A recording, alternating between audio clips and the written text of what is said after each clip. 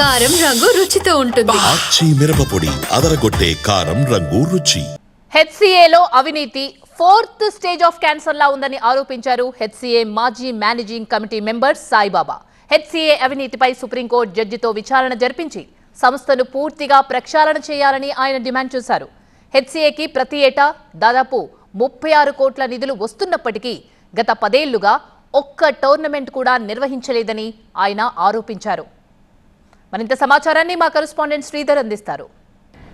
Hyderabad cricket అసోసియేషన్లో ఏ విధంగా అక్రమాలు జరుగుతున్నాయి, అసలు అక్రమాలకు ఏ విధంగా పాల్పడవచ్చు అనే విషయాన్ని మనకు వివరించడానికి గతంలో హెచ్సిఏలో మేనేజింగ్ కమిటీ మెంబర్గా పనిచేసిన సాయిబాబా మనతో ఉన్నారు. వారిని అడిగి మరిన్ని వివరాలు తెలుసుకుందాం. సార్, అసలు ఈ హెచ్సిఏలో ఏ విధంగా అక్రమాలకు పాల్పడే అవకాశాలు ఉంటాయి? స్ట్రక్చరు కరెక్ట్గా పెట్టుకోవాలి సార్. ఇదంతా HCA is one of the oldest organization అండి. BCCI founder member. అక్కడి నుంచి ఇప్పుడు ఏంటంటే ప్యాషన్ మెయిన్. మనం ఒక చోట ఒక ఇట్స్ లైక్ ఎన్జిఓ, మామూలుగా వీళ్ళంతా సొసైటీ కింద ఉంటుంది. మనం దాని గురించి ఆ ప్యాషన్ ద్వారా వాళ్ళని డెవలప్ చేస్తాను చూడాలి. ఇక సెల్ఫిష్ ఇది ఉంటే మనం ఇటువంటి ఆర్గనైజేషన్స్ నడిపిస్తాం కష్టం అండి. సెల్ఫ్లెస్గా ఈ క్రికెట్ డెవలప్మెంట్కి వచ్చిన ఆర్గనైజేషన్ అది. ఇప్పుడు అది రాయుడు చెప్పినట్టు 4th స్టేజ్ ఆఫ్ క్యాన్సర్లో ఉంది. అది చాలా కష్టం. అది ఎవ్రీ లెవెల్లో దాన్ని ప్రక్షాళన చేస్తాం. లోయెస్ట్ లెవెల్లో లీగ్ లెవెల్ నుంచి ప్రక్షాళన చేయాలి. దానికి ఏంటంటే ఈ ఎలక్షన్స్, డెమోక్రసీ ఇదంతా కొన్ని రోజులు పక్కన పెట్టి 3 ఏళ్ళు దాన్ని ఒక సుప్రీంకోర్టు జడ్జి గారిని హెడ్ పెట్టి మిగతా ఎవరైతే ఇంట్రెస్ట్ రియల్గా ఇంట్రెస్ట్ ఉన్న వాళ్ళని పెట్టి దాన్ని అయితే ప్రక్షాళన చేస్తే I think definitely gold glory ఎట్లయినా హైదరాబాద్కి వస్తుంది. అట్లానే టోర్నమెంట్స్, మహనూదల్లా గోల్డ్ కప్ ఉందండి. ఎంత వండర్ఫుల్ గోల్డ్ కప్. అంతా ఇండియా కాడిన పెద్ద పెద్ద క్రికెటర్స్ అంతా ఆ గోల్డ్ కప్ ఆడున్నారు. అటువంటి వాటిని కంటిన్యూ చేయాలి. లాస్ట్ 10 years నుంచి ఆ టోర్నమెంట్ కూడా లేదు.